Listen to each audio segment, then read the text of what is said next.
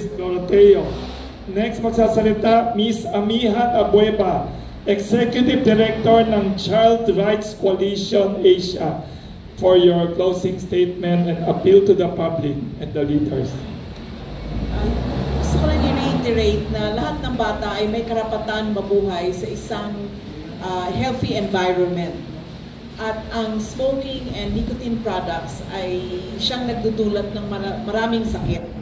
So ito ay isang man-made pandemic na may responsibilidad po tayo na protektahan ang mga bata mula sa isang man-made pandemic na tinutulak lamang ng dambuhalang profits ng mga kumpanya na kailangan natin siyang itigil, no? Kasi ito kaya natin itong hindi siya natural disaster, kundi man-made disaster.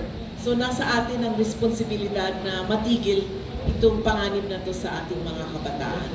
So tiyakin natin na lahat ng bata ay magkaroon talaga ng karapatan na mabuhay at maging maaliwalas ang kanilang kapaligiran.